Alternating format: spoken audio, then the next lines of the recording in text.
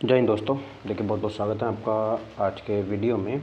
आज मैं आपको एक बहुत इम्पोर्टेंट टॉपिक पढ़ाने वाला हूँ, इतिहास का, हिस्ट्री का। वो है इतिहास की प्रमुख घटनाएं। बेसिकली ये जो टॉपिक होने वाला है ये डेट से रिलेटेड होगा कि किस डेट में क्या हुआ था। और आपको पता है कि इतिहास की डेट इतनी ज़्यादा इम्पोर्टेंट हैं, इतनी ज़्यादा इम्पोर्टेंट हैं, बहुत ज़्यादा। ठीक है, तो उन डेट्स को हम यहाँ पे पढ़ने वाले हैं और जो जो इम्पोर्टेंट होंगी बस हम उन्हीं को पढ़ेंगे, हम ज़्यादा पढ़ने वाले हैं नहीं। ठीक है, तो आपको यहाँ पे सबसे पहले क्या करना है, मैं आपको कुछ डेट्स लिखवाऊंगा, आप उनको कॉपी में नोट करते रहिएगा क्योंकि बहुत इंपॉर्टेंट वहाँ पे डेट होने वाली है। ठीक है दोस्तों, चलिए तो विदाउट टाइम वेस्ट किए हम यहाँ पे शुरू करते हैं अपनी वीडियो को। तो सबसे पहले आप यहाँ पे लिखिएगा सबसे शुरू से शुरू करते हैं। ठीक है, शुरू से बिल्कुल एकदम। तो सबसे पहले हम इम्पोर्टेंट सिकंदर से शुरू करेंगे। जैसे भारत में सिकंदर का क्या होता है, भारत में सिकंदर आते हैं। ठीक है, और सिकंदर पर भारत का आक्रमण होता है 326 ईसा पूर्व में। तो यहाँ पे लिखेगा, देखो ईसा पूर्व और ईसवी दो चीज़ होती हैं। तो जो ईसा पूर्व होगा उसको तो हम लिखेंगे बीसी, बिफोर क्राइस्ट, और जो ईसवी होगा उसको लिखेंगे हम एडी। ठीक है, यानी कि एनो डोमिनी। अगर मैं एक ईसवी की बात करूँगा, इससे पहले का समूह बीसी कहलाता है और इसके बाद वाला समूह जो भी हमारी डेट्स आएंगे वो एडी कहलाएंगे। ठीक है, तो जो हम जहाँ पर बीसी लिखेंगे वो एक ईसवी से पहले होंगे, ये बात आप ध्यान रखिएगा, और एक एडी से बाद वाले समय को हम इधर लिखेंगे। ठीक है, चलिए तो यहाँ पर आप इतनी बात आपको यहाँ पे ध्यान रखनी है। तो चलो सबसे पहले आप यहाँ पे डेट लिखेंगे सर। पहली डेट हो जाती है 326। अब 326 में क्या हुआ था सोचो, आपको अपने आप से खुद भी सोचना है कि सर 326 में क्या हुआ था। तो 326 बीसी की बात यहाँ पे हम कर रहे हैं। ठीक है, बीसी है ये। तो 326 बीसी में क्या हुआ था, सिकंदर का भारत पर आक्रमण होता है। ठीक है, तो लिखेंगे सिकंदर का भारत पर आक्रमण।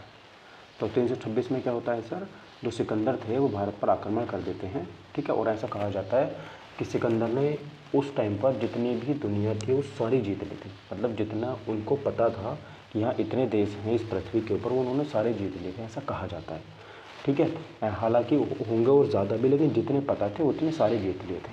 ठीक है, विश्व विजेता कहते हैं सिकंदर को। तो 326 में सिकंदर का भारत पर आक्रमण हो जाता है, ये बात आप याद रखिएगा। दूसरी डेट हम लिखेंगे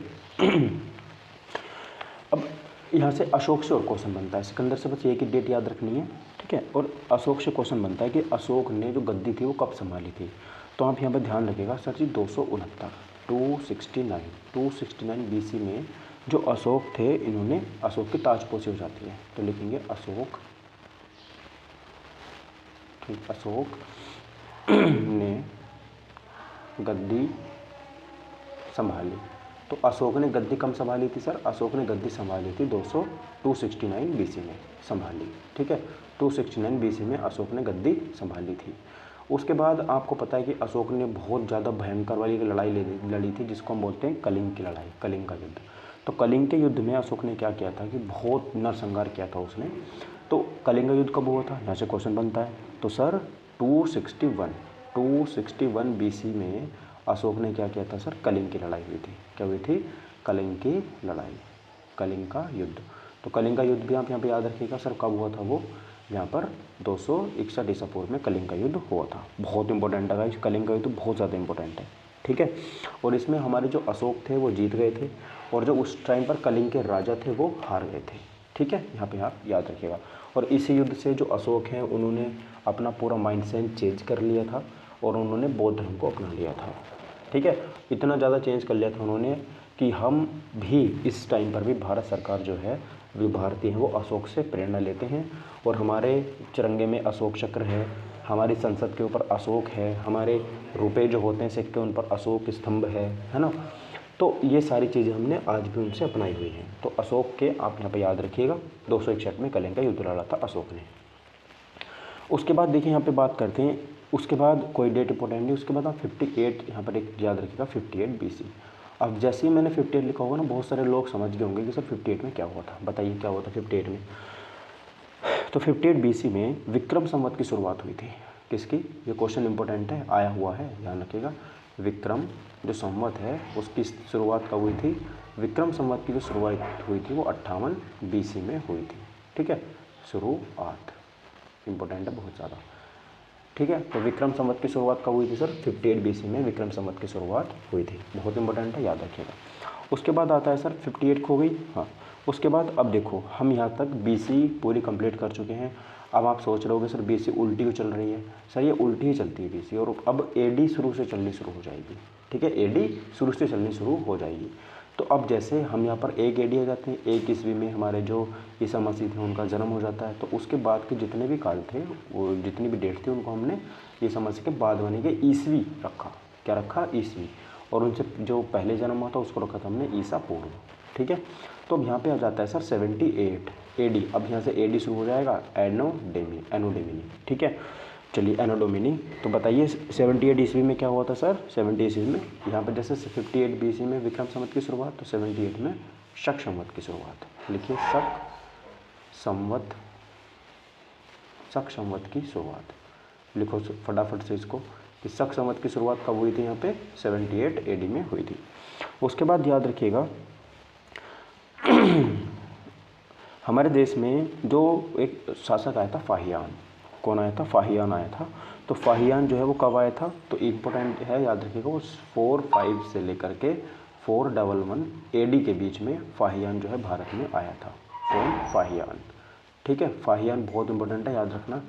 ठीक है, एक वेनसोंग और आएंगे, उनको भी हम यहाँ पे ध्यान रखेंगे। इन्होंने भारत की यात्रा करी थी। ठीक है, चलिए उसके बाद अब देखो, उसके जस्ट बाद वेनसोंग आ जाते हैं। इन वेनसोंग भारत में 606 से लेकर के और ये 647 तक भारत में रहा था। 606 से लेकर के 647 AD तक जो वेनसोंग था ये भारत में रहा था। ये फाहियान से ज़्यादा इंपॉर्टेंट है।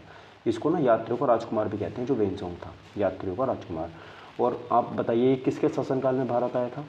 तो ये सर हर्षवर्धन के शासनकाल में भारत आया था। किसके शासनकाल में? हर्षवर्धन के शासनकाल में ये जो वेनसोंग था भारत आया था। ठीक है, बहुत इंपॉर्टेंट डेट है, तो मैं यहाँ पे आपको लिखवा रहा हूँ। चलिए आगे देखते हैं सर। हमारा हर्षवर्धन यहाँ पे हो जाता है, उसके बाद कौन आता है? तो हर्षवर्धन के बाद यहाँ पर एक संवत की शुरुआत होती है। देखो मैंने आपको विक्रम संवत लिखवा दी सर 58 BC में, 78 AD में शक संवत की शुरुआत। एक हिजरी संवत की शुरुआत और होती है इतिहास के अंदर, वो होती सर 622 में। कब हुई थी? 622 यानी कि 622 ईस्वी में। कब हुई थी? ईस्वी में हुई थी। और देखो AD लिख दो या ईस्वी लिख दो, एक ही बात है। ठीक है, तो सर इसमें हुई थी हिजरी संवत की शुरुआत। किसकी? हिजरी संवत की शुरुआत। हिजरी, ये अंक बिंदी मत लगाना, संवत, हिजरी संवत की शुरुआत। ठीक है, हिजरी संवत की शुरुआत कब होती है? तो सर जी ये होती है हमारी हिजरी संवत की शुरुआत कब? 622 ईस्वी में। ठीक है, चलिए उसके बाद यहाँ पे हम बात करते हैं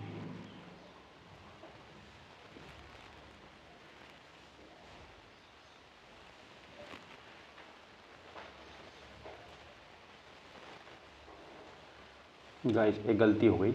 ये जो 606 से 647 तक लिखवाया ना मैंने, ये वेनसोंग नहीं आया था यहाँ पे आया था।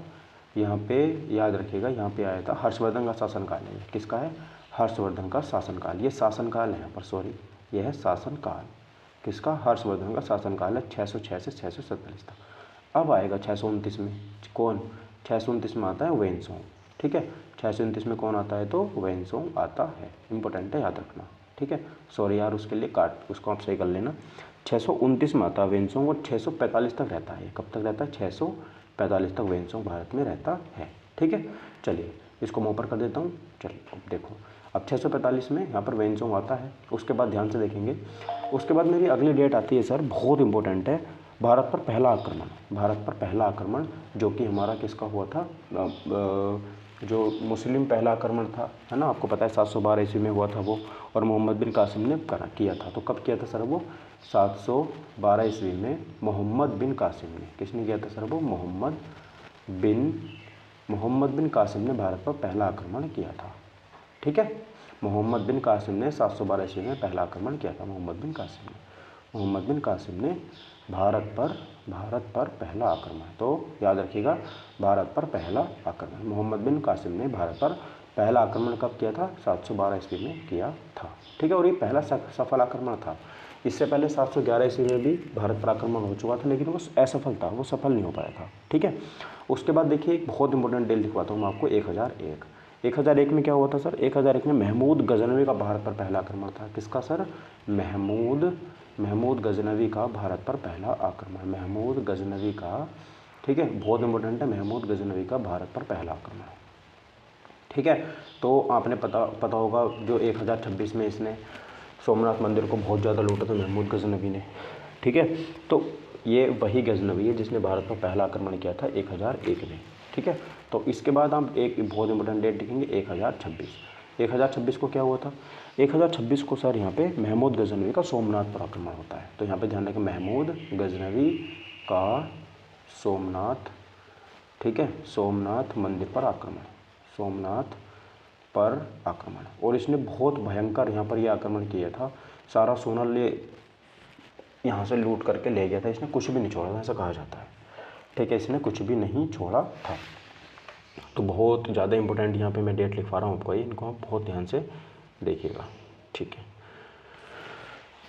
ये हो जाती है हमारी यहाँ पर पहला पेज, ये हो जाता है। इसको ना थोड़ा सा मैं जूम आउट कर देता हूँ, आपको शो हो रहा होगा ना इतना, ठीक है। अगले स्लाइड पर मूव करते हैं, चलिए। देखिए अब हमारा अगला जो डेट आती है 1026 तक हम पहुँच के 1037 में 1027 आता है। 1027 में जो महमूद गजनवी था उसको भारत पर अब लास्ट वाला आक्रमण जो होता है वो 1027 में होता है, ठीक है। तो 1027 लिखेंगे। 1027 में क्या होता है सर? 1027 में महमूद गजनवी का, ठीक है, महमूद जो गजनवी है, महमूद गजनवी का, ठीक है, अंतिम आक्रमण, महमूद गजनवी का जो अंतिम आक्रमण है वो कब होता है सर? 1027 में अंतिम जो आक्रमण है वो यहाँ पर होता है, ठीक है, बहुत इंपॉर्टेंट है। 1027 में महमूद गजनवी का भारत पर अंतिम आक्रमण यहाँ पे हो जाता है। उसके बाद 1000 हम यहाँ पे, और इसमें 1000 के बाद 27 के बाद कोई यहाँ पर इंपॉर्टेंट डेट यहाँ पर नहीं हो जाती है। उसके बाद देखिए एक डेट लिखेंगे आप 1191, और जैसे मैं 1191 लिखूँगा, जिसने हिस्ट्री पढ़ रखी है वो इस डेट से वाकिफ़ है, तराइन का प्रथम युद्ध, ठीक है। तराइन का जो प्रथम युद्ध है वो इसी में होता है, तराइन का प्रथम युद्ध, तराइन का पहला युद्ध, ठीक है। तराइन का जो पहला युद्ध है वो यहाँ पर होता है 1191 में, ठीक है। और इसमें कौन कौन लड़ते हैं सर तराइन के प्रथम युद्ध में, बताइए? तो सर यहाँ पर जो मोहम्मद गोरी है, ठीक है, वो यहाँ पर लड़ता है, मोहम्मद गोरी लड़ता है। तो यहाँ जो मोहम्मद गोरी है ना, उसकी हार हो जाती है पृथ्वीराज चौहान से, ठीक है, मोहम्मद गोरी की हार हो जाती है पृथ्वीराज चौहान से।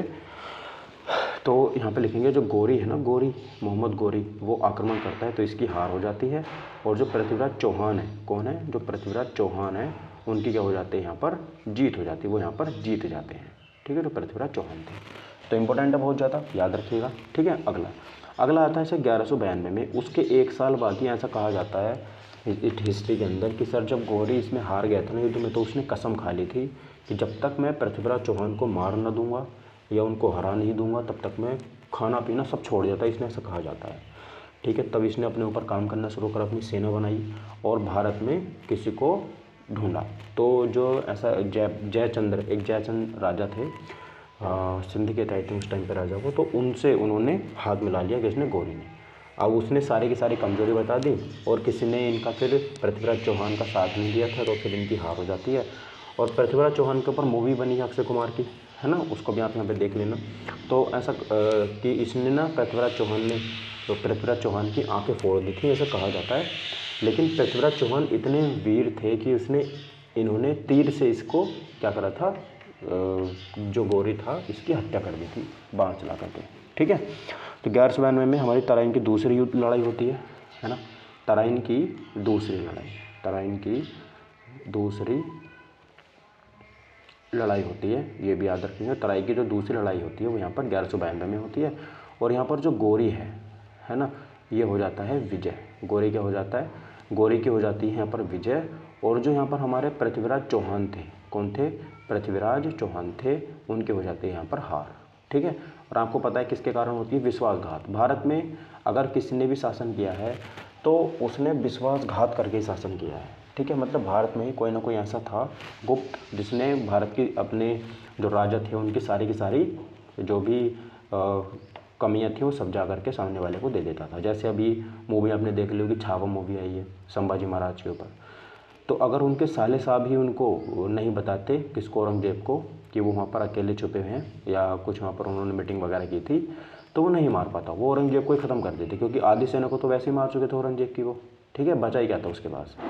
तो लेकिन नहीं, उन्होंने क्या करा, जाकर के औरंगजेब को सब बता दिया, और वो 150 लोग थे वहाँ पर, है ना, किले के अंदर, और औरंगजेब की सेना के 5000 लोग आए और वहाँ पर उनको बंदी बना लिया। और आपको पता है कितनी दर्दनाक मौत उन्होंने यहाँ पर दी थी।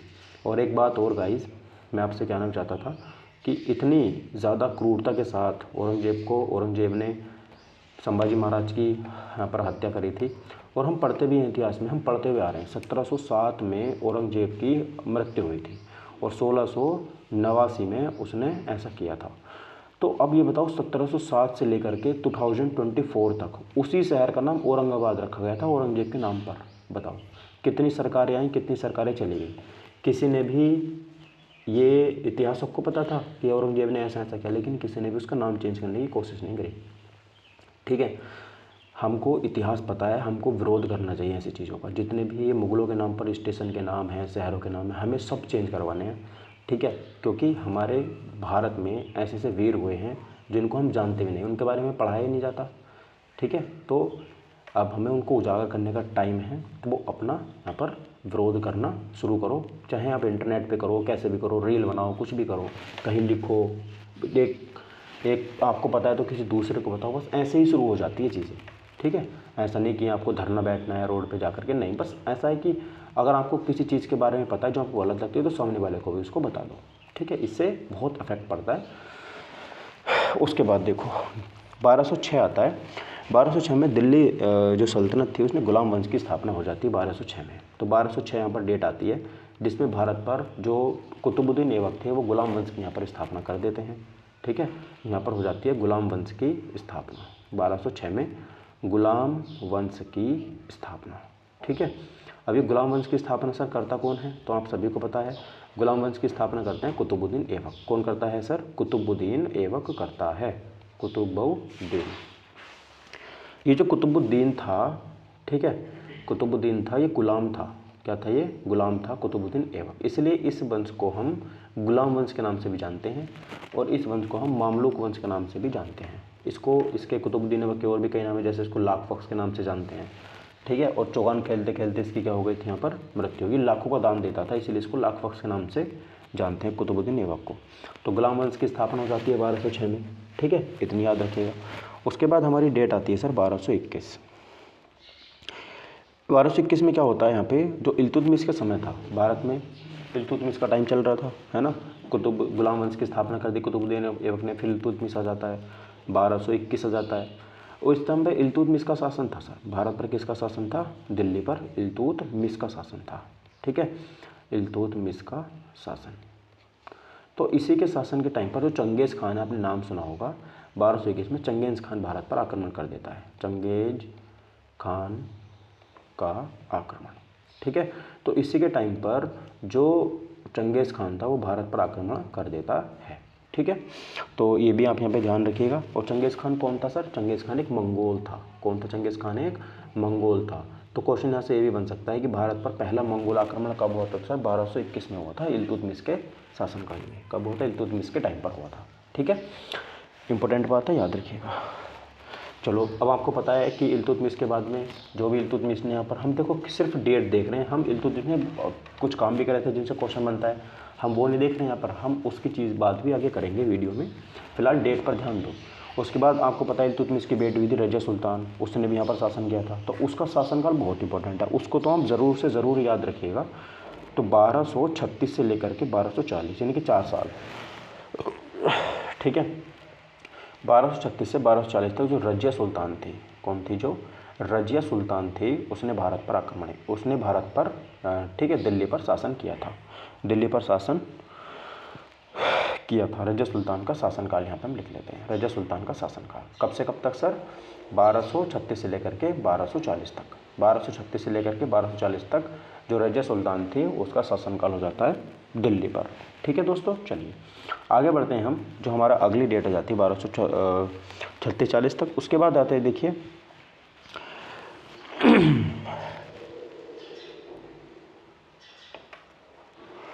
उसके बाद देखो है तो काफ़ी सारी डेट मैं आपको ओरली बता देता हूँ। जैसे जलालुद्दीन खिलजी है ना, तो खिलजी वंश की स्थापना हो जाती है फिर यहाँ पर, किसकी, खिलजी वंश की। कब हो जाती है सर, 1290 में 1290 में यहाँ पर खिलजी वंश की स्थापना हो जाती है। 1290 में गुलाम वंश खत्म हो जाता है, ठीक है। उसके बाद देखो इल्तुतमिश आता है, फिर जो सुल्तान आती है, बलबन आता है, तो यहाँ पर गुलाम वंश हो जाता है खत्म। चलो लिख लो, 1296 में यहाँ पर खिलजी वंश की स्थापना हो जाती है। 1296 डेट लिखेंगे, 1296 में खिलजी वंश की यहाँ पर स्थापना हो जाती है, ठीक है। खिलजी वंश की स्थापना, खिलजी वंश की स्थापना। तो खिलजी वंश की जो स्थापना हो जाती है सर, वो 1296 में हो जाती है। और करता कौन है? तो जलालुद्दीन खिलजी करते हैं। कौन? जलालू एक मिनट, जलालुद्दीन, ठीक है। तो जलालुद्दीन खिलजी जो है वो यहाँ पर इसकी खिलजी वंश की स्थापना करता है, ठीक है सर। चलिए, तो जब यहाँ पर खिलजी वंश की स्थापना हो जाती है तो खिलजी वंश का सबसे ज़्यादा जो पॉपुलर शासक था, जो प्रतापी शासक था, वो था अलाउद्दीन खिलजी। कौन था? अलाउद्दीन खिलजी। तो 1296 में नहीं, सॉरी गाइस, 1290 में यहाँ पर स्थापना होती है इसकी। और 1296 में जो यहाँ पर अलाउद्दीन खिलजी था वो गद्दी पर बैठ जाता है। कौन? अलाउद्दीन,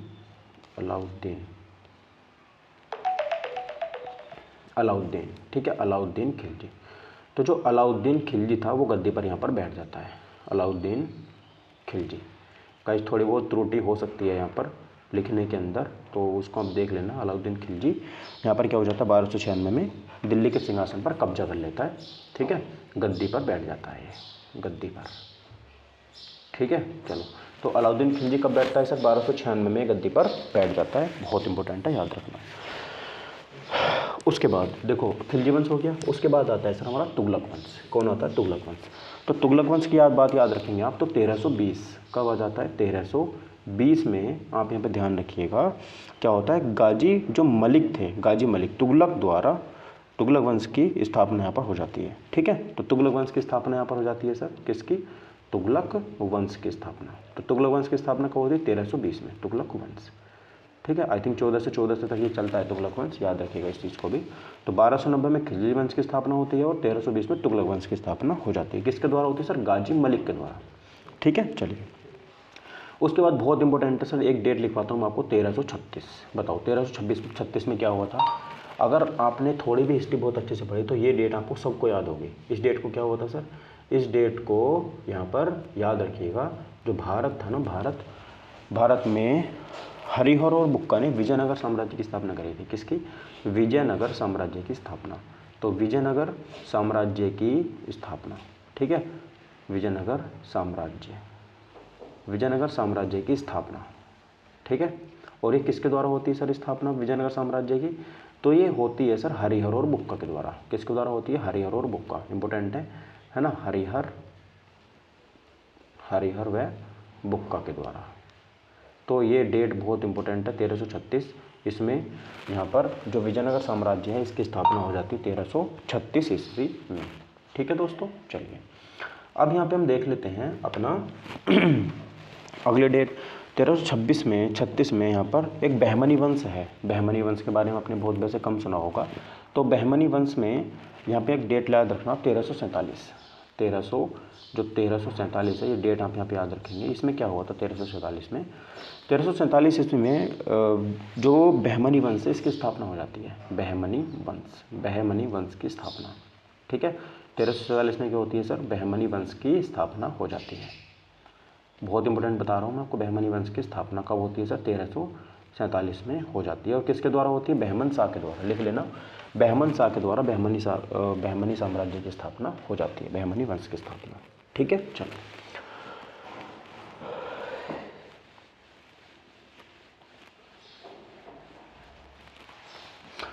चलिए उसके बाद देखो यहाँ पर बात करते हैं सर 1414। एक डेट आती है सर 1414। मैंने बोला था आपको तुगलक वंश का यहाँ पर ख़त्म हो जाता है 1414 में, ठीक है, 1414। तो 1414 में यहाँ पर सैयद वंश की स्थापना हो जाती है। किसकी सर? सैयद वंश की स्थापना, सैयद वंश की स्थापना, ठीक है, सैयद वंश की स्थापना। तो कब होती है सर? 1414 में सैयद वंश की स्थापना हमारी हो जाती है, ठीक है। तो 1414 में दिल्ली पर सैयद वंश की स्थापना हो जाती है। और किसके द्वारा होती है सर? ये खिज्र खां के द्वारा, इंपॉर्टेंट है, लिखिएगा, किसके द्वारा होती है? खिज्र खां के द्वारा, ठीक है, खिज्र खां के द्वारा ये होती है, खिज्र खां, तो दिल्ली पर जो सैयद वंश है इसकी स्थापना कब होती है? 1414 में होती है। किसके द्वारा? खिज़र खां के द्वारा ये होती है। ठीक है, चलिए उसके बाद यहाँ पे देखिए बात करते हैं हम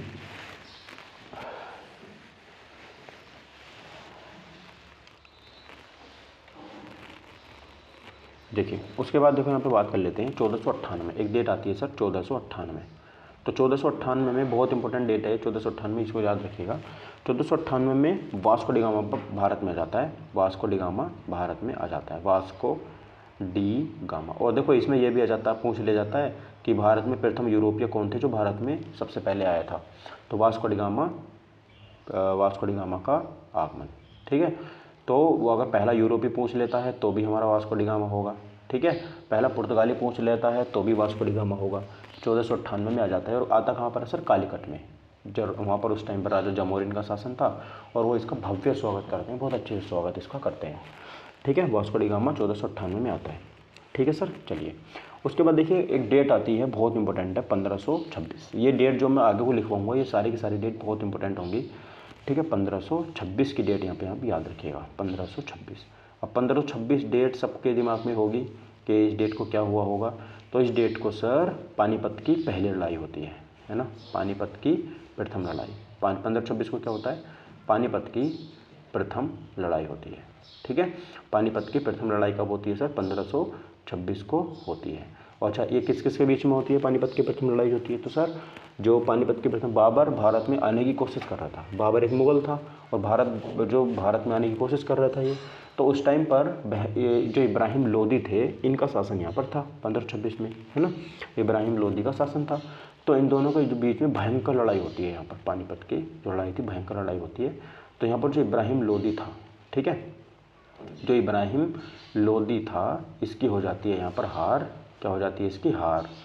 ठीक है, लेकिन जो बाबर था, जो कौन था? बाबर था, इसकी हो जाती है जीत। क्या हो जाती है इसकी? जीत यहाँ पर हो जाती है। ठीक है सर, चलिए तो इब्राहिम लोदी की हार हो जाती है और बाबर की हो जाती है जीत। और यहीं से मुगल साम्राज्य की भारत में नींव रखी जाती है। ठीक है, भारत में नींव रखी जाती है यहीं से। कब? कहाँ? 1526 के पानीपत की लड़ाई से। और बाबर ने यहाँ पर पहली बार तोपों का भी उपयोग किया था युद्ध में। पहली बार तोप का यूज किसने करा था? बाबर ने ही किया था। ठीक है, चलिए उसके बाद यहाँ पे देखिए बात करते हैं मुगल साम्राज्य की स्थापना हो जाती है। और जब यहाँ बाबर आता है तो ये आगरा को अपनी राजधानी बनाता है। किसको? आगरा राजधानी घोषित ये कर देता है 1526 में। तो ये क्वेश्चन भी आता है कि बाबर ने अपनी राजधानी क्या बनाई थी? तो बाबर ने अपनी राजधानी आगरा को बनाया था। ठीक है, चलिए और 1500 जो आगरा बसाया किसने था? आगरा को बनाया किसने था? तो सिकंदर लोदी ने बनाया था उसको। ठीक है, इंपॉर्टेंट है, याद रखना। चलिए उसके बाद देखिए बात करते हैं सर 1540 आती है, बिलग्राम का युद्ध आता है, बिलग्राम की लड़ाई। ठीक है, 1540 बहुत इंपॉर्टेंट डेट लिखवा रहा हूँ 1540। ये आपको याद नहीं होगी वैसे। 1540 में बात करें तो बिलग्राम कहाँ पर है सर? कन्नौज में। तो बिलग्राम की लड़ाई यहाँ पर होती है, बिलग्राम का युद्ध होता है 1540 में, बिलग्राम का युद्ध। ठीक है, बिलग्राम का जो युद्ध है वो यहाँ पर होता है सब कब? 1540 में बिलग्राम का युद्ध होता है। अब आप पूछूंगा सर मैं बिलग्राम कहाँ पर है? तो इम्पोर्टेंट है, बिलग्राम है सर कन्नौज में। कहाँ पर है बिलग्राम? कन्नौज में है बिलग्राम कहाँ पर है सर? कन्नौज में है। ओके, तो और यहाँ पर क्या होता है? देखो लड़ाई होती है किस किस के बीच में सर? हुमायूं के बीच में और शेर शाह सूरी के बीच में। किसके बीच में? हुमायूं के बीच में और शेर शाह सूरी के बीच में। तो एक तरफ से तो लड़ रहा था सर हुमायूं, ठीक है, और हुमायूं की यहाँ पर क्या हो जाती है सर? जीत हो जाती है। ठीक है, सॉरी, हाँ, हुमायूं की यहाँ पर होती है हार। हाँ, और जो शेर शाह सूरी था, जो शेर शाह सूरी, ठीक है, और शेर शाह सूरी जो था इसकी हो जाती है जीत। और यहीं से जो शेर शाह सूरी का शासन था वो यहीं से स्टार्ट हो जाता है। ठीक है, तो बिलग्राम के युद्ध में हुमायूं की हार होती है जो कि 1540 में हुआ था, और शेर शाह सूरी की यहाँ पर जीत हो जाती है। और बिलग्राम कहाँ पर है? कन्नौज में हो जाता है। 1540 में युद्ध होता है। ठीक है दोस्तों, चलिए आगे देखते हैं। अगला जो हमारा यहाँ पर हो जाता है युद्ध, अगला 1540 हो गया। अब यहाँ पर देखेंगे 1555, है ना, 1555 डेट आ जाती है 1555। अब जो यहाँ पर हुमायूं की हार हो जाती है तो हुमायूं यहाँ से छोड़ के चला जाता है। फिर यहाँ पर हुमायूं वापस से एक बार फिर से लड़ने की कोशिश करता है। तो इस बार ये क्या जीत जाता है? इस बार ये जीत जाता है, तो दिल्ली पर इसका पुनः कब्जा हो जाता है।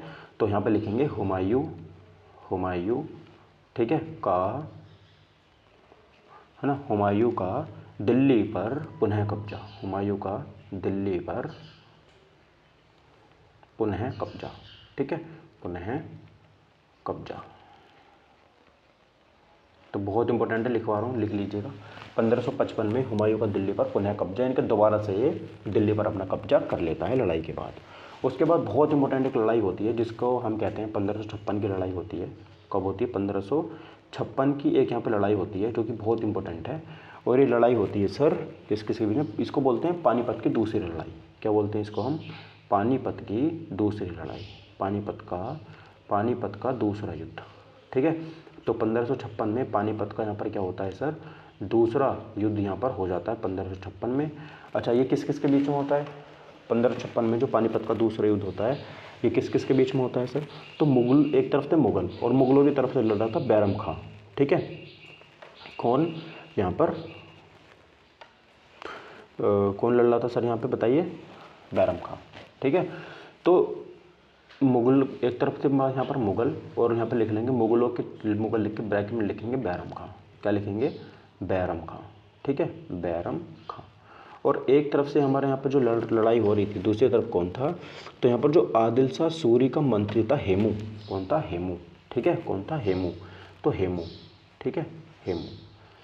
तो हेमू, इन दोनों के बीच में लड़ाई होती है। ये 1556 की लड़ाई किसमें होती है सर? जो बैरम खां की उस टाइम 1556 में किसका शासन हो चुका था? अकबर का, है ना। उस टाइम बैरम खां तो अकबर से रिलेटेड है। तो अकबर और हेमू के बीच में लड़ाई इसको हम लिखते हैं। तो अकबर और हेमू के बीच की लड़ाई पानीपत का दूसरा युद्ध हो जाती है 1556। और यहाँ पे ये भी कह सकते हैं जो बैरम खां था इसके बीच में और हेमू के बीच में लड़ाई हो जाती है। और यहाँ से क्या हो जाता है सर? जो हेमू था इसकी हार हो जाती है। हेमू क्या हो जाती है? यहाँ पर हार हो जाती है। और जो बैरम खां था इसकी हो जाती है सर यहाँ पर जीत। क्या हो जाती है? जीत हो जाती है, ठीक है। तो बहुत इंपॉर्टेंट था, याद रखिएगा। उसके बाद यहाँ पे हमारी डेट आती है सर 1560 में। 1560 छोड़ो, 1565 लिखो। 1560 को इतनी ज़्यादा इंपॉर्टेंट नहीं है, 1565 लिखेंगे। 1565 में क्या होता है? 1565 बहुत इंपॉर्टेंट है। इसमें लिखेंगे सर तालीकोटा का युद्ध होता है। 1565 में क्या होता है सर? तालीकोटा का युद्ध, ठीक है। तालीकोटा का युद्ध यहाँ पर होता है, तालीकोटा का युद्ध। तो 1556 में क्या होता है सर? तालीकोटा का युद्ध होता है, इंपॉर्टेंट है। फिर 1576 लिखेंगे। 1576 वही महाराणा प्रताप, ठीक है, आपने सुना होगा चेतक। 1576, तो 1576 में क्या होता है सर? 1576 में यहाँ पे होता है सर हल्दी घाटी का युद्ध। किसका होता है? हल्दी घाटी का युद्ध यहाँ पर होता है, हल्दी घाटी का युद्ध। तो हल्दी घाटी का युद्ध कब होता है सर? 1576 में होता है हल्दी घाटी का युद्ध, ठीक है। बहुत इंपॉर्टेंट डेट लिखवा रहा हूँ, लिख लीजिएगा। 1576 में हल्दी घाटी का युद्ध होता है, ठीक है। चलिए, उसके बाद यहाँ पे देखिए बात करते हैं, आती है सर सन 1600।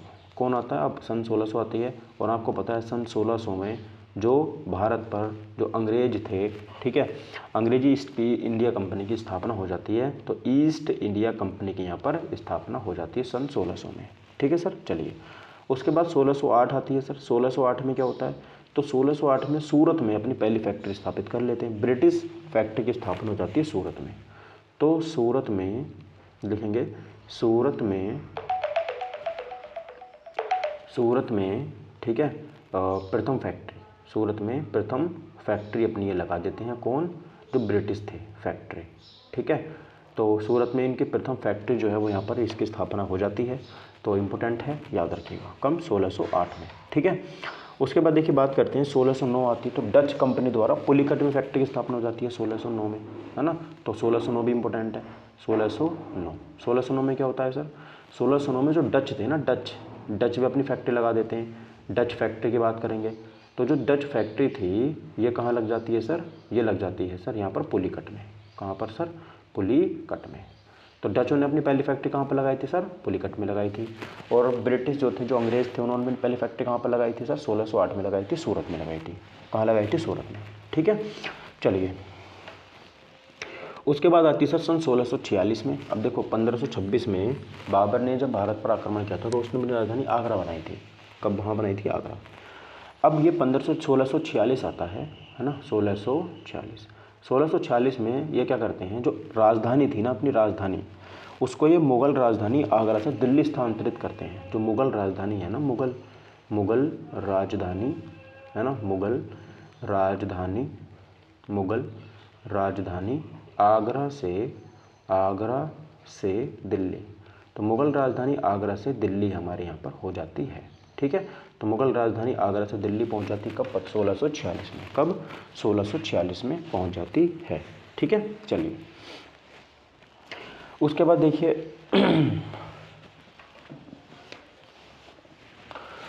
देखिए बात करते हैं 1668 आता है। कब आता है? 1668 यहाँ पर आता है। और 1668 में जो औरंगजेब था वो यहाँ पर अपना शासन पर कब्जा कर लेता है। औरंगजेब ने, जो शाहजहाँ था अब उसका पिता था, उसकी वो हत्या कर देता है। ठीक है, और हत्या कर देता है। एक्चुअली में क्या था ना, औरंगजेब, उसका एक बेटा था दारा शिकोह, बहुत समझदार था वो, बहुत ज़्यादा मतलब सांप्रदायिकता को बढ़ावा नहीं देता था वो, सबको वो साथ लेके चलता था। तो औरंगजेब को ये चीज़ पसंद नहीं थी।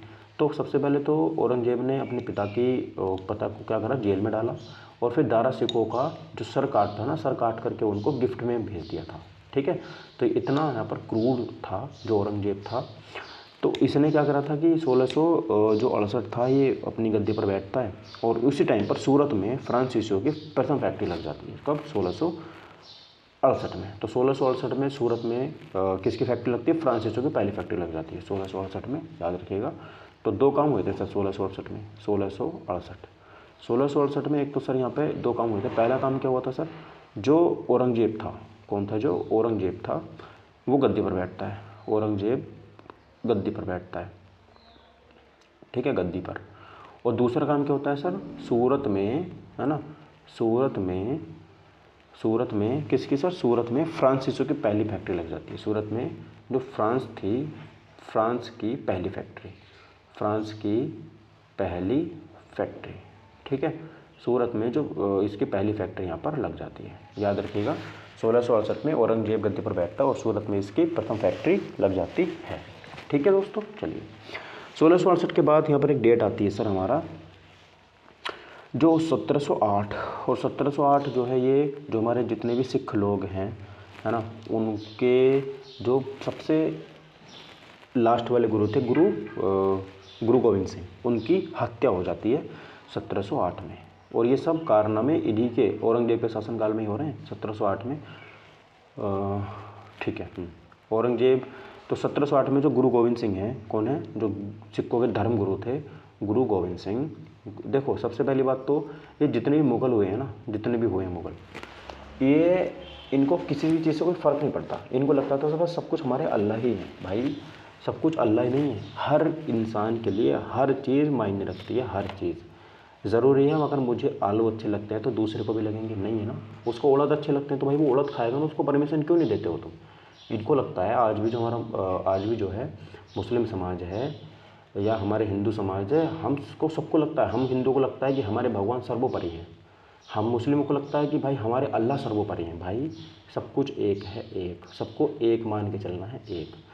लेकिन नहीं, मुग़ल मुस्लिम ही थे, वो ऐसा मानते नहीं थे। और यही रीति नहीं अब चली आ रही है। ठीक है, पाकिस्तान में औरंगजेब, अकबर, बाबर, हुमायूं, जितने भी हुए, जितने क्रूर से क्रूर शासक हुए, सबके नाम पर इनकी मिसाइलों का नाम रखा हुआ है भाई पाकिस्तान के अंदर। सोचो आप। ठीक है, ये क्या दूसरे फीलिंग्स को समझेंगे? जिस टाइम हमारे देश का बंटवारा हुआ था उस टाइम पर अच्छी खासी संख्या में पाकिस्तान में हिंदू थे, आज गायब हो गए वहाँ से हिंदू। ठीक है, और ये लोग कहते हैं कि हम अल्पसंख्यक हैं, हमें देखो, हमें अत्याचार मत करो। और भारत में जितने मुस्लिम थे ना उससे बढ़े ही हैं, कम नहीं हुए हैं। तो भाई थोड़ा समझ के चलो, ठीक है, चीज़ों को। उसके बाद देखो 1708 में गुरु गोविंद सिंह की हत्या हो जाती है। यहाँ पर गुरु गोविंद सिंह की हत्या यहाँ पर हो जाती है। ठीक है दोस्तों, चलिए 1708 में गुरु गोविंद सिंह की हत्या यहाँ पर हो जाती है। चलिए उसके बाद देखिए बात करते हैं हम यहाँ पे 1739 एक डेट आती है बहुत इंपॉर्टेंट, जो डेट हमारे यहाँ पर 1739 में क्या होता है? नादिर शाह का आपने नाम सुना होगा। 1739 में फारस का शासक था नादिर शाह, उसने भारत पर आक्रमण करा और मराठों द्वारा वसीन व सॉल्सेट पर अधिकार कर लिया इसने। ठीक है, तो याद रखिएगा नादिर शाह का भारत पर आक्रमण होता है। एक मिनट, पेन चेंज करनी पड़ेगी। नादिर शाह का भारत पर आक्रमण होता है। ठीक है, नादिर शाह का, ठीक है, नादिर शाह का भारत पर आक्रमण। तो 1739 में क्या होता है, नादिर शाह का भारत पर आक्रमण होता है। इंपॉर्टेंट डेट है, बहुत ज़्यादा याद रखिएगा। ठीक है दोस्तों, चलिए। तो इसने क्या करा था, जो उस टाइम पर मराठाओं के खिलाफ इसने आक्रमण किया था और इसने बसीन और सोलसेट अपने अधिकार में ले लिया था। और ये फारस से आया था। नादिर शाह कहाँ का था सर, ये फारस का था। कहाँ का था, फारस का ये हो जाता है। उसके बाद 1747 में आपने देखा होगा अहमद शाह अब्दाली, वो भारत पर आक्रमण करता है। ठीक है। तो आक्रमण हो रहे हैं हमारे देश के ऊपर, लगातार हो रहे हैं। और क्यों हो रहे हैं, क्योंकि हमारे देश में अलग अलग चीज़ें चल रही हैं। कहीं मौर्य साम्राज्य चल रहा है, तो कहीं पर मराठा साम्राज्य चल रहा है, कहीं पर मैसूर में शासन चल रहा है, कहीं पर कर्नाटक में अलग शासन चल रहा है, कहीं पर बंगाल में अलग चल रहा है, कहीं पर महाजनपद काल अलग चल रहे हैं। ठीक है। तो सब अपने अपने मज़े में, सब अपने आप को तीस मार का समझ रहे थे। और ये लोग आ रहे थे, आयरे गहरे नत्थु गहरे लोग आ रहे थे, आक्रमण कर रहे थे और चले जा रहे थे। ठीक है। ऐसे ही हमारे देश में आज भी हो रहा है दोस्तों, आज भी। ठीक है। हमें क्या है, चीज़ों को समझ में आना पड़ेगा, समझ में लेके आना पड़ेगा। आज भी ऐसा ही है। ठीक है। कोई भी आता है भारत के ऊपर कुछ भी बोल के चला जाता है, ऐसा नहीं होना चाहिए जबकि। ठीक है। चलिए। और उसके बाद 1747 में जो अहमद शाह अब्दाली था वो भारत पर आक्रमण कर देता है 1747 में। इम्पोर्टेंट है। 1747 में कौन क्या हो जाता है, अहमद शाह द्वारा भारत पर आक्रमण। अहमद शाह अब्दाली। ठीक है। अहमद शाह अब्दाली का भारत पर आक्रमण होता है। ठीक है। तो ये भी डेट बहुत इंपॉर्टेंट है, भारत पर आक्रमण होता है। ठीक है दोस्तों, चलिए इसको भी आप यहाँ पे ध्यान रखिएगा। तो 1747 में जो अहमद शाह अब्दाली का भारत पर यहाँ पर आक्रमण होता है। फिर 1741 में अब ये अंग्रेज़ का पीछे रह सकते हैं, ये भी आ जाते हैं फिर मैदान में, ये भी कम कसर यहाँ पर नहीं छोड़ते हैं। रॉबर्ट क्लाइव द्वारा अरकटा पर कब्जा, अरकाट है एक जगह है अरकाट, उस पर कब्जा कर लेता है रॉबर्ट क्लाइव 1751 में। इस डेट को हम पे से स्किप कर दो, आती नहीं है ये। ठीक है। 1751 छोड़ो। उसके बाद आता है सर यहाँ पर 1757, बहुत इंपॉर्टेंट यहाँ पर ये डेट आती है 1757। इसको आप बहुत अच्छे से नोट करिएगा। 1757 में क्या होता है सर, यहाँ पर प्लासी की लड़ाई होती है। इसकी डेट आप लिख लीजिएगा, 23 जून को लड़ाई होती है। 23 जून 1751 को लड़ाई होती है ये। ठीक है। और इसको बोलते हैं प्लासी की लड़ाई या प्लासी का युद्ध। ठीक है। 1757 को प्लासी का युद्ध यहाँ पर होता है, प्लासी का युद्ध। ठीक है। अच्छा, इस युद्ध में क्या होता है सर, प्लासी के युद्ध में जो सिराजुद्दौला था, एक तरफ वो थे और एक तरफ हमारे यहाँ पर रॉबर्ट क्लाइव था, है ना। सिराजुद्दौला थे और एक तरफ कौन था, रॉबर्ट क्लाइव था। लेकिन क्या होता है, आपको पता है कि विभीषण जो है ना हर घर में होता है, हर राज्य में होता है, हर जगह था। तो सिराजुद्दौला के जो यहाँ पर दो मीर जाफ़र था, ठीक है, ये क्या करता है, सारी की सारी बातें जाकर के रॉबर्ट क्लाइव को बता देता है कि सर ऐसे ऐसे इतने सैनिक आएंगे, इस दिशा से आक्रमण होगा, ये नहीं कि यहाँ पर ये इस तरीके से लड़ना चाह रहे हैं कि पीछे से आक्रमण होगा, आगे से होगा। ये मतलब बहुत सारी चीज़ें हैं, एक युद्ध में रणनीति बनाई जाती है, वो रणनीति सारी शेयर कर देता है। अब उसको पता चल जाता है रॉबर्ट क्लाइव को, तो यहाँ पर सिराजुद्दौला जो था उसकी हत्या कर देते हैं ये 2 जुलाई को। ठीक है। कब, 2 जुलाई को जो सिराजुद्दौला था उसकी हार यहाँ पे हो जाती है। ठीक है। और रॉबर्ट क्लाइव की यहाँ पर विजय हो जाती है, जो जीत जाता है। तो लिखेंगे सर सिराजुद्दौला जो था, सिराजुद्दौला, ठीक है, सिराजुद्दौला की क्या हो जाती है सर, इस युद्ध में हार हो जाती है। क्या हो जाती है, हार। और इसको क्या कर देते हैं, ये इसको मृत्युदंड दे देते हैं 2 जुलाई को। और जो क्लाइव था, कौन था, जो क्लाइव था वो यहाँ पर जीत जाता है। क्लाइव कह दो आप यहाँ पर, ये इसको EIC कह दो कि ईस्ट इंडिया कंपनी है, वो यहाँ पर जीत जाती है 1757 की लड़ाई जो हुई थी। ठीक है सर। चलिए उसके बाद में, और देखो इसी जब ये लड़ाई हो जाती है, सिराजुद्दौला की हार हो जाती है, उसकी मृत्यु कर देते हैं, मृत्यु मिल जाता है। तो अब जो अंग्रेज़ थे ना, अंग्रेज वो क्या करते हैं, जो मीर जाफ़र था, जो सिराजुद्दौला की उसने सारी बातें जाकर के क्लाइव को बताई थी, उसको भी बंगाल का नवाब घोषित कर देता है क्लाइव। कठपुतली वाला शासन हो जाता है। क्योंकि आप सोचो, अगर हम अपने ही राजा के नहीं हुए, अपने ही देश के नहीं हुए, तो हम किसके होंगे।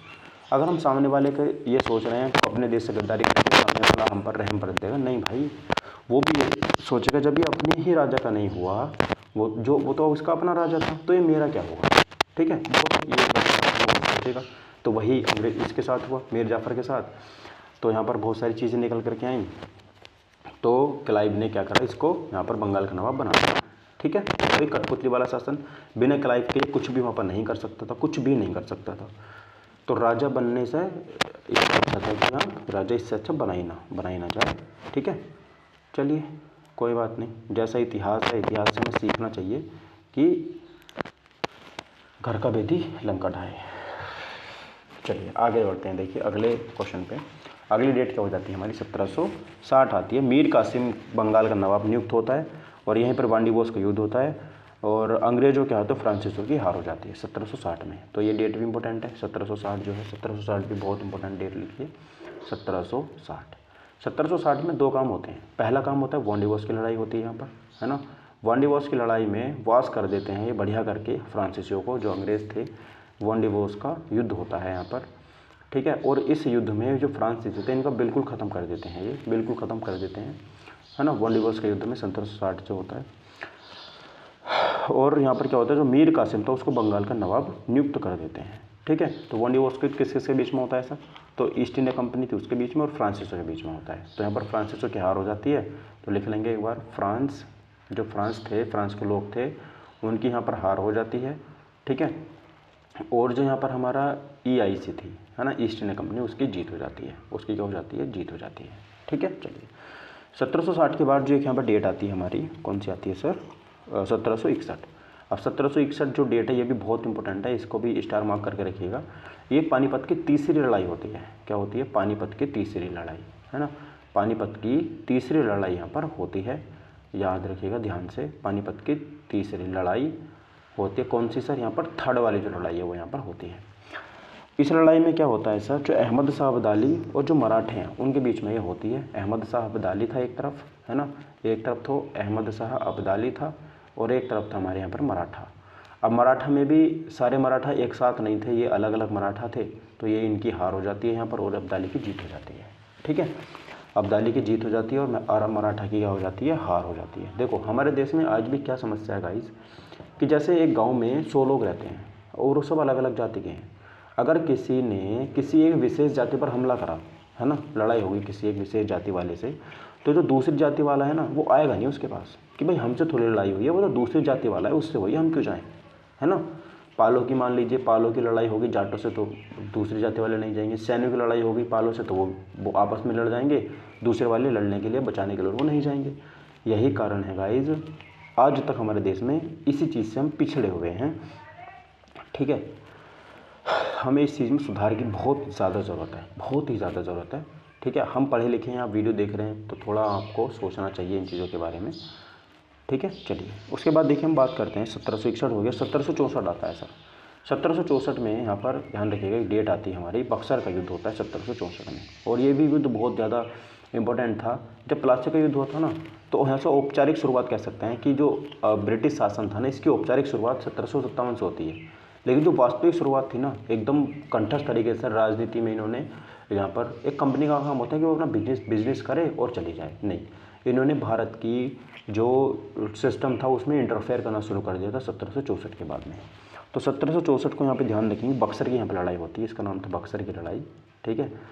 बक्सर का युद्ध होता है कब, 1764 में, ठीक है दोस्तों। तो ठीक है, अब इस युद्ध में क्या होता है, जो शाह आलम, अब देखो ये इस युद्ध में ना, इस युद्ध को ऐसा कहा जाता है कि इसमें समझ लो कि पूरा भारत ही पराजित हो गया था, क्योंकि दिल्ली पर मुगल था शाह आलम द्वितीय। कौन था, शाह आलम द्वितीय था, ठीक है।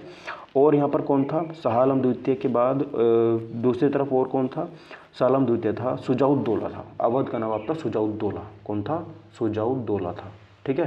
तो शुजाउद्दौला था, वो भी था, ठीक है। शाह आलम द्वितीय हो गया, शुजाउद्दौला हो गया, और यहाँ पर मीर कासिम बंगाल का था। कौन था, जो मीर कासिम है ना, मीर कासिम ये बंगाल का था।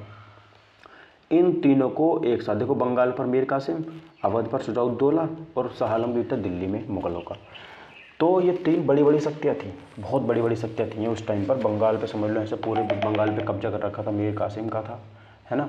और जो यहाँ पर बात करते हैं अवध में, पूरे अवध का बहुत बड़ा था उस टाइम पर अवध।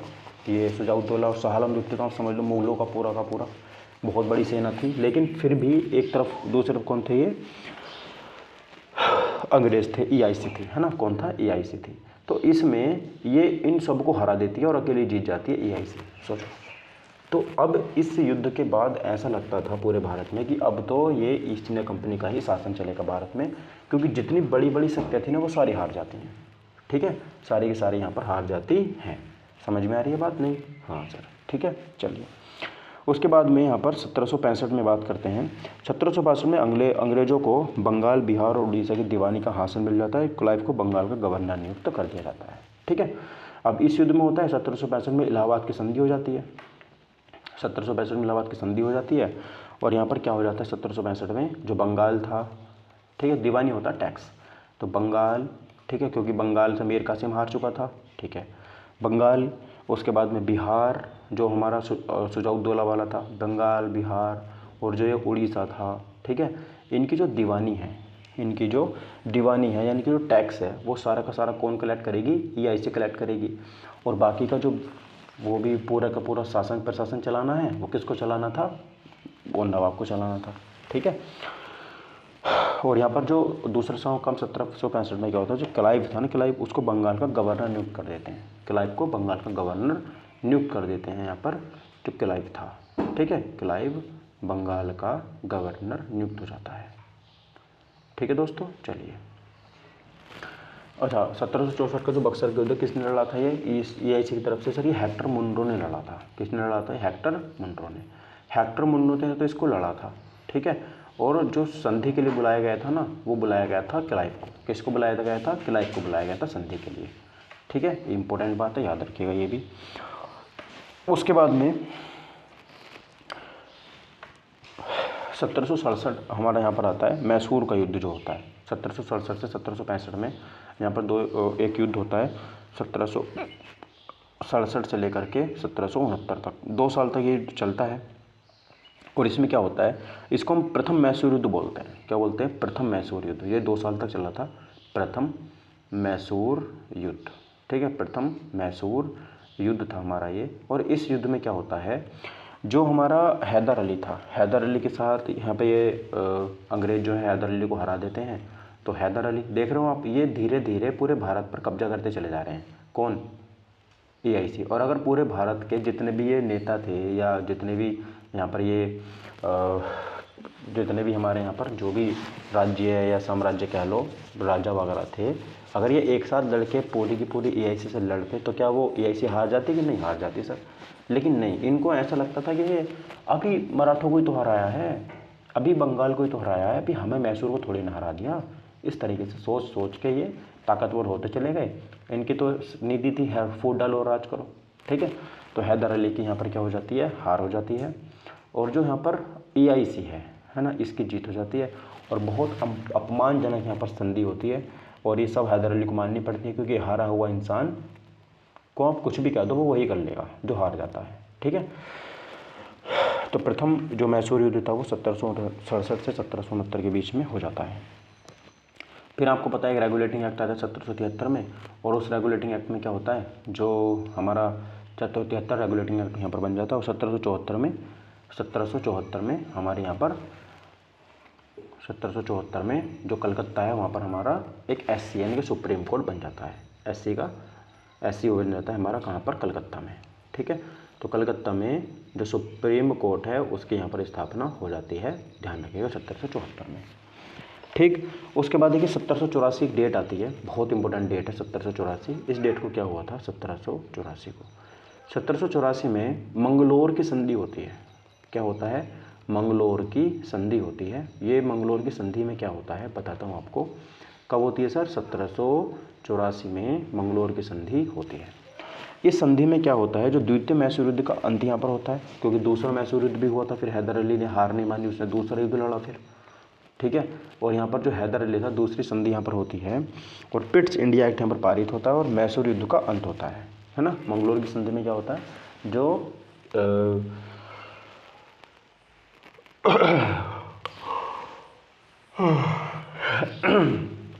मंगलोर की संधि में जो द्वितीय मैसूर युद्ध छिड़ा था उसमें क्या होता है, ये युद्ध खत्म हो जाता है मंगलोर की संधि से, और यहाँ पर जो पिट्स इंडिया एक्ट था वो शुरू हो जाता है 1784 में। ठीक है, चलिए, इसमें इतनी बात इंपॉर्टेंट रखनी, याद रखनी है।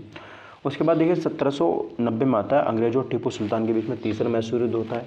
और 1792 में क्या होता है? श्रीरंगपट्टनम की संधि होती है। संधि इंपॉर्टेंट है, संधि याद रखनी है आपको बस। 1792 में क्या होता है सर? 1792 में होता है सर यहाँ पर श्रीरंगपट्टनम की संधि, याद रखिएगा, श्रीरंगपट्टनम की संधि। श्रीरंगपट्टनम की संधि होती है 1790 में। ठीक है, बहुत इंपॉर्टेंट है, ध्यान रखिएगा। तो 1790 में श्रीरंगपट्टनम की संधि हो जाती है। अरे एक में 1792 में होती है संधि। है मैं क्या लिखवा रहा हूँ, 1792 में, ध्यान रखिएगा कब होती है, 1792 को श्रीरंगपट्टनम की संधि होती है। 1790 में युद्ध छिड़ा था और 1792 में श्रीरंगपट्टनम की संधि हो जाती है। ठीक है, चलिए उसके बाद देखिए, उसके बाद हम बात करते हैं 1793 में।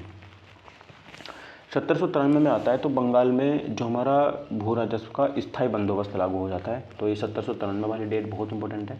तो 1793 में क्या होता है सर, यहाँ पर स्थायी बंदोबस्त की शुरुआत हो जाती है। स्थायी बंदोबस्त, स्थायी बंदोबस्त। तो स्थायी बंदोबस्त की शुरुआत कब होती है, स्थायी बंदोबस्त की शुरुआत होती है सर जी 1793 में। स्थायी बंदोबस्त की शुरुआत 1793 में यहाँ पर हो जाती है।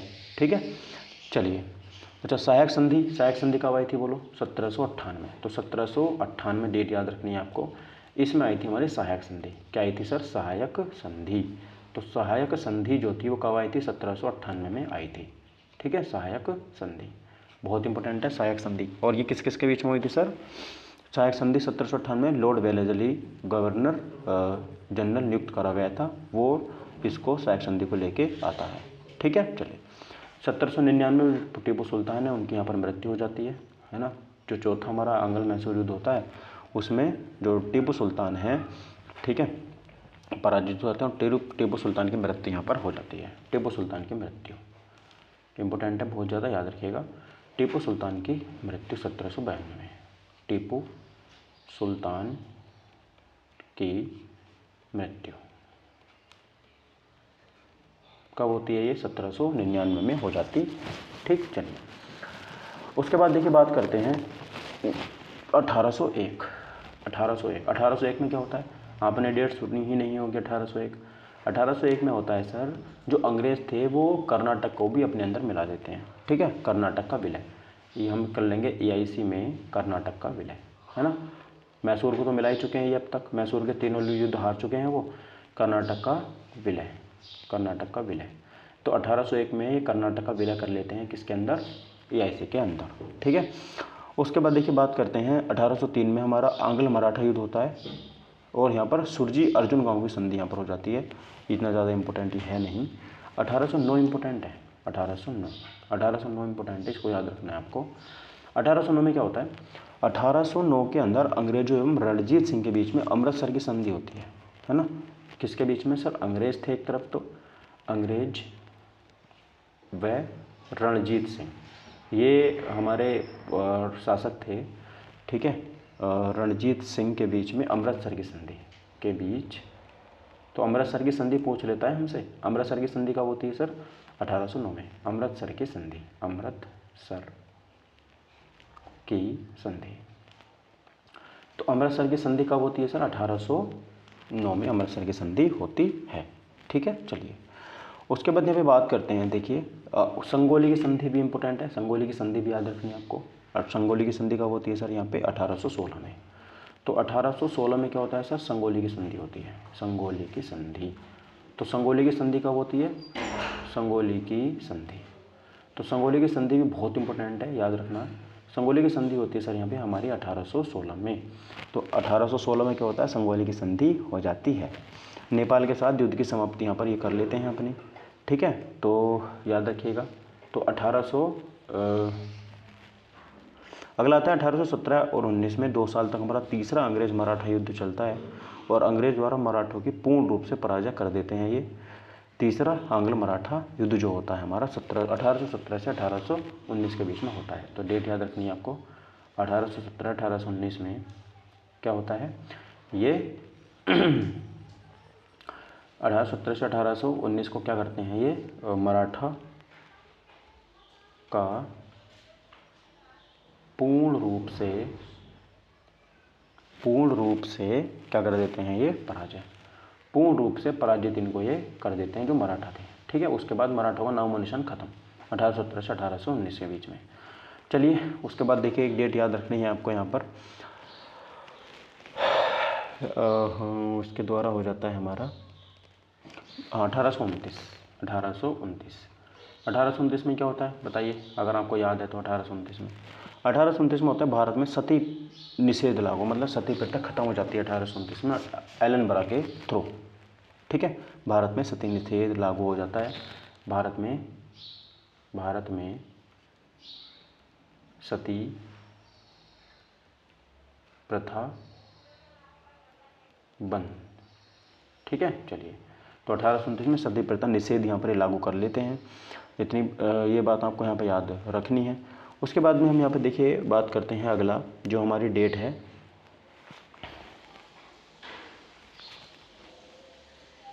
1848। व्यपगत का सिद्धांत कब आया था? 1848, याद रखिएगा 1848 व्यपगत का सिद्धांत। और कौन लेके आया था सर? डलहौजी लेके आया था। डलहौजी व्यपगत का सिद्धांत, यानी कि हड़पो राज करो, है ना, 1848 में। तो 1848 में व्यपगत का सिद्धांत कौन लेके आया था? व्यपगत का सिद्धांत। तो व्यपगत का सिद्धांत डलहौजी के शासनकाल में आया था। और ये कब आया था सर? 1848 में ये आया था, व्यपगत का सिद्धांत। ठीक है, ध्यान रखिएगा, बहुत इंपॉर्टेंट है। और 1853 तो सबको याद होगा, भारत में पहली ट्रेन चलाई गई थी। 1853 में क्या हुआ था? भारत में पहली ट्रेन यहाँ पर चलाई गई थी, 1853 में पहली ट्रेन। तो किसने चलाई थी? डलहौजी ने चलाई थी, मुंबई से थाने के बीच में पहली ट्रेन चलाई गई है। ठीक है, पहली ट्रेन कब चलाई गई थी सर? ये 1853 में। तो पहली ट्रेन, ठीक है, मुंबई से थाने के बीच में ये चलाई गई थी। और पहली ट्रेन चल गई और यहाँ पर टेलीग्राफ की स्थापना भी यहाँ पर चलाई गई थी। टेलीग्राफ की स्थापना भी यहाँ पर चलाई गई थी। कहाँ, किस किस के बीच में ये चलाई गई थी सर? यहाँ पे कलकत्ता और आगरा के बीच में। तो जो टेलीग्राफ है और जो पहली ट्रेन है,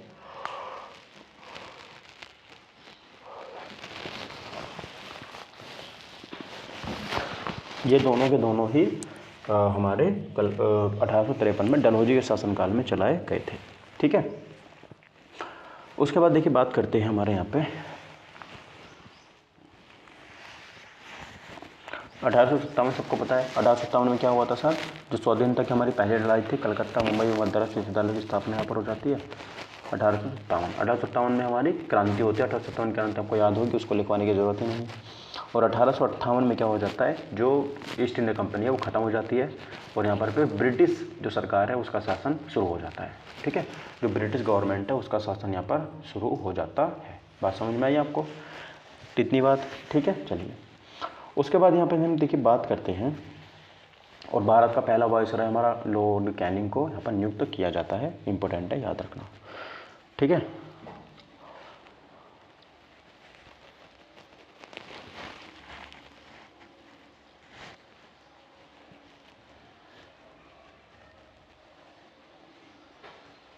चलिए, उसके बाद देखिए 1878 लिखेंगे। 1878 बहुत इंपॉर्टेंट है। 1878 में क्या हुआ था? आपको याद होगा तो वर्नाकुलर प्रेस एक्ट। क्या आया था सर यहाँ पर? वर्नाक्यूलर प्रेस एक्ट आया था, वर्नाकुलर प्रेस एक्ट। तो 1878 में वर्नाकुलर प्रेस एक्ट यहाँ पर आया था। कब? 1878 में। ठीक है सर, चलिए। और द्वितीय कानून भी इसी डेट को हुआ था, इंपॉर्टेंट नहीं है। उसके बाद में देखिए बात करते हैं जो 1881 आता है। 1881 में क्या होता है? ध्यान रखिएगा, 1881 में हमारे यहाँ पर प्रथम जनगणना होती है। 1881 में क्या होती है हमारी? 1881 में प्रथम आम जनगणना यहाँ पर हो जाती है। ठीक है, प्रथम जनगणना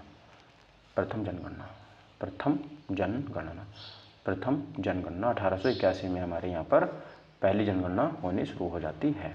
ठीक है, और ये जो जनगणना थी हमारी, ये जनगणना 10 के आधार पर शुरू हो जाती है और रिपन के शासनकाल में ये होती है।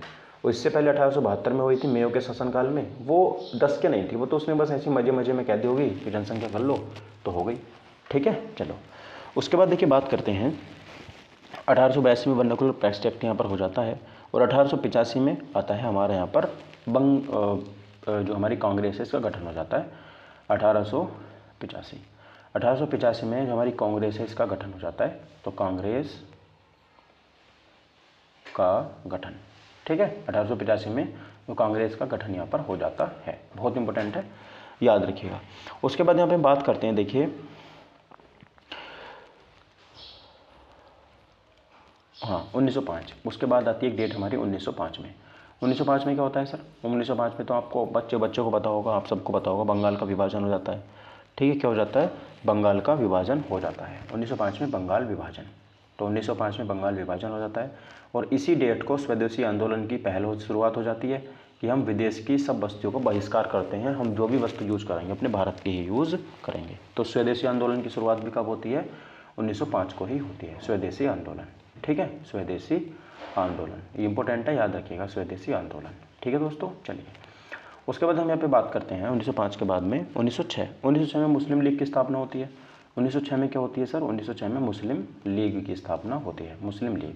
तो 1906 में मुस्लिम लीग की स्थापना होती है, मुस्लिम लीग की स्थापना।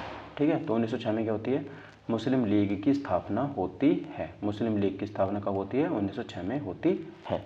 ठीक है दोस्तों, चलिए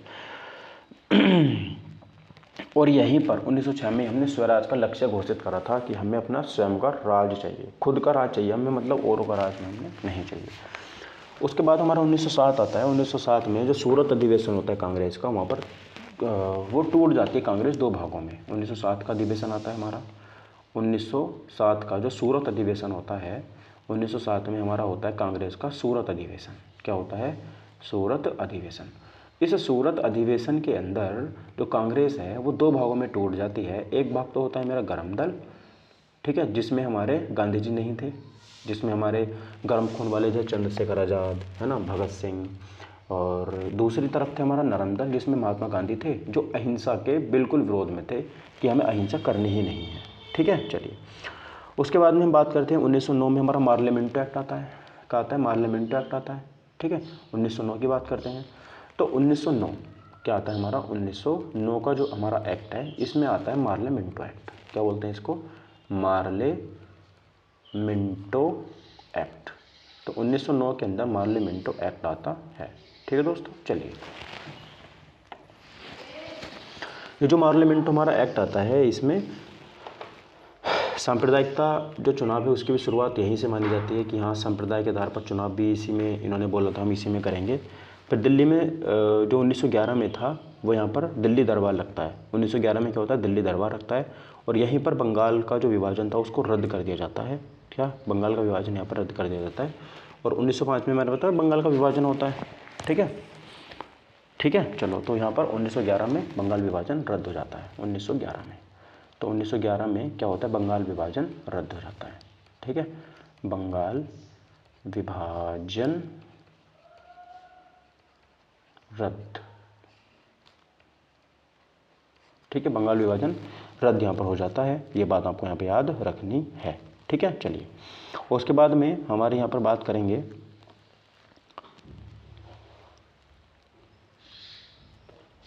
1919 में रोलेट एक्ट आता है। आपको पता है, ना अपील ना दलील का कानून, इसको हम काला कानून के नाम से भी जानते हैं।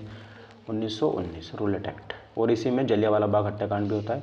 1919 को रोलेट एक्ट। ठीक है, रोलेट एक्ट आता है 1919 में, जिसको हम जलियांवाला बाग हत्याकांड भी इसी में होता है। ठीक है, जलियांवाला बाग हत्याकांड, जलियांवाला हत्याकांड। ठीक है, 1919 को होता है। उसके बाद बात करते हैं 1921 में जो मोपला विद्रोह होता है। 1921 में होता है मोपला विद्रोह।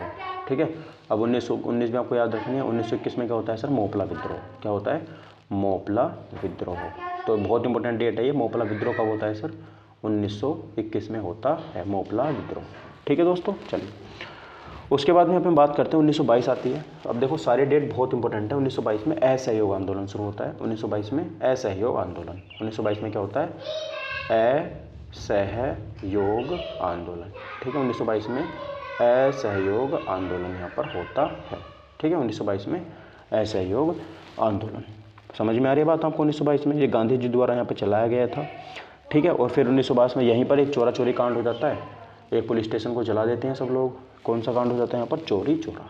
ठीक है, चोरी चोरा यहाँ पर एक कांड हो जाता है, चोरी चोरा कांड, जिसके बाद में गांधी जी इसको आंदोलन को बाहर मतलब वापस ले लेते हैं, चोरी चोरा कांड।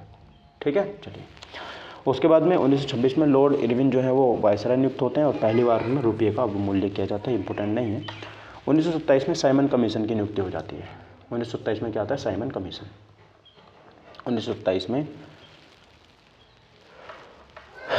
1928 लिखो डायरेक्ट, कम हमें नियुक्ति याद रखनी है, हमें 1928 में भारत आया था, 1928 में साइमन कमीशन भारत आया था, ये याद रखना है।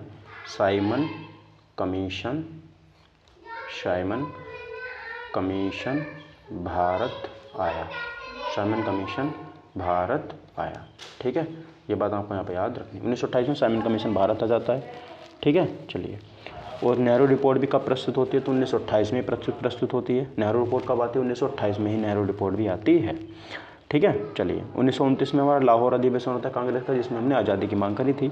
और 1930 में पहली बार 26 जनवरी 1930 को हमने स्वाधीनता दिवस का आयोजन किया था। ये डेट बहुत इंपॉर्टेंट है। कब? 1930 को। तो यहाँ पर डेट याद रखना, 26 जनवरी 1930, 26 जनवरी 1930 को हमने क्या किया था? पहली बार सारे देश में स्वतंत्रता दिवस का आयोजन हुआ। और सविनय अवज्ञा आंदोलन जो है यहाँ पर गांधी जी ने दांडी मार्च, नमक सत्याग्रह शुरू करा, बर्मा में विद्रोह हुआ, प्रथम गोलमेज सम्मेलन भी इस डेट का होता। तो इस डेट में काफ़ी सारी चीज़ें हुई। तो 26 जनवरी को हमने स्वाधीनता दिवस मनाया, पहले तो स्वाधीनता दिवस, ठीक है, स्वाधीनता दिवस ये मनाया। उसके बाद में प्रथम गोलमेज सम्मेलन कब हुआ था सर?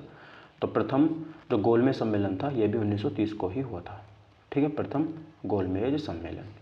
प्रथम गोलमेज सम्मेलन होने के बाद में क्या होता है यहाँ पर? सविनय अवज्ञा आंदोलन, है ना, सविनय अवज्ञा आंदोलन, सविनय अवज्ञा आंदोलन आता है 1930 में, अवज्ञा आंदोलन 1930, सविनय अवज्ञा आंदोलन, ठीक है दोस्तों। चलिए, सविनय अवज्ञा आंदोलन 1930 के बाद में हम यहाँ पे ध्यान रखेंगे, ये चीज़ हमारी 2 से 3 चीज़ यहाँ पर हो जाती हैं।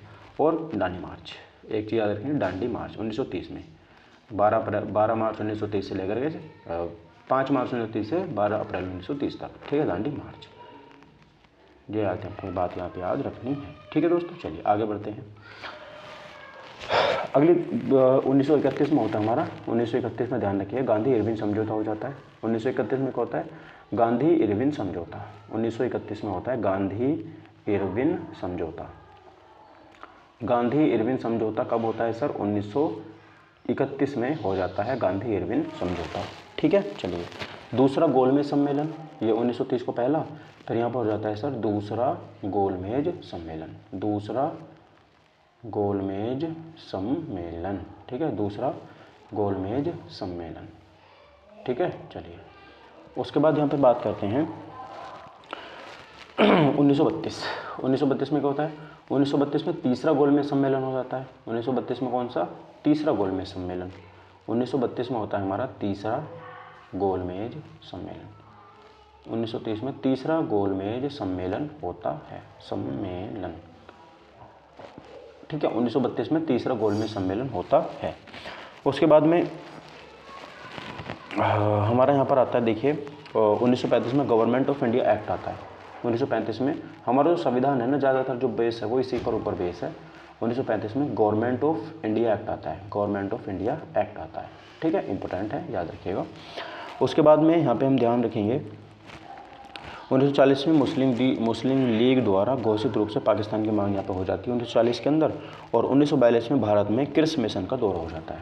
1942 में क्रिप्स मिशन भारत में आ जाता है। 1942 में क्रिप्स मिशन, 1942 में क्या होता है? क्रिप्स मिशन हो जाता है, क्रिप्स मिशन, ठीक है। 1942 में क्रिप्स मिशन भारत में आता है। और भारत छोड़ो आंदोलन की शुरुआत भी यहीं पे होती है। भारत छोड़ो आंदोलन, भारत छोड़ो आंदोलन की जो यहाँ पर शुरुआत है वो भी 1942 में होती है। और इस समय वायसराय कौन थे? लॉर्ड लिनलिथ गोथा। कौन था? लिनलिथ गोथा, ठीक है। चलो, उसके बाद में बात करते हैं 1942 के बाद 1943 में सुभाष चंद्र बोस द्वारा आज़ाद हिंद फौज की कमान संभाली थी। लॉर्ड वेवेल वायसराय बनते हैं, जरूरी नहीं है, ठीक है। 1946 की डेट बहुत इंपॉर्टेंट है, 1946। 1946 में क्या होता है? ब्रिटिश जो कैबिनेट मिशन था वो भारत में आता है। लाल किले में आज़ाद हिंद फौज के सैनिक अधिकारियों पर मुकदमा चलता है। रॉयल इंडियन नेवी में विद्रोह होता है, ठीक है। और दिल्ली में संविधान का उद्घाटन यहीं पर होता है, ठीक है। मुस्लिम लीग का अंतरिम सरकार में विलय होता है। सीधी कार्रवाई दिवस इसी डेट को मनाते हैं हम, ठीक है।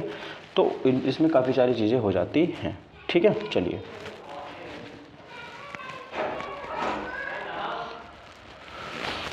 फिर 1947 में हमारा देश आज़ाद हो जाता है। 1946 में क्या होता है? 1946 में हमें मिल जाती है सर जी आज़ादी।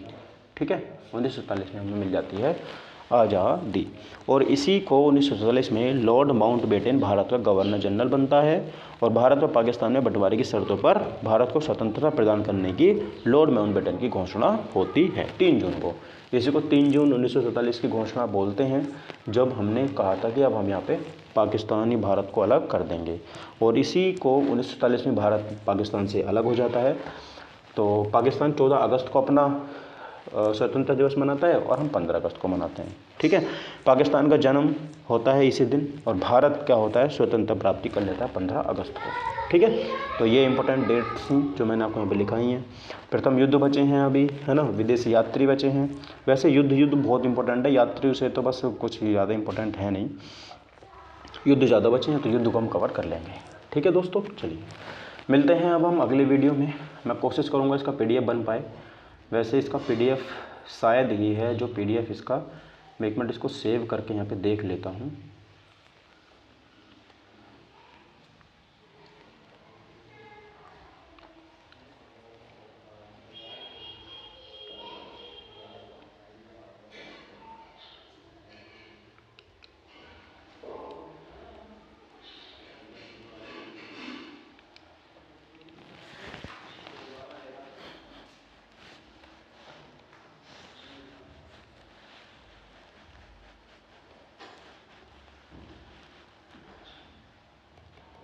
फाइल का नेम रख देता हूँ मैं SSS और मैं इसको कर देता हूँ सेव। PDF बन जाएगा इसका ना। ठीक है दोस्तों, चलिए PDF हम इसका बना के आपको भेज देंगे, टेलीग्राम चैनल पे मैं इसको डाल दूंगा। तो चलिए आज की वीडियो में बस इतना ही रहने देते हैं, मिलते हैं अगले वीडियो में। Thank you for watching my video, take care, bye bye, जय हिंद, वंदे मातरम।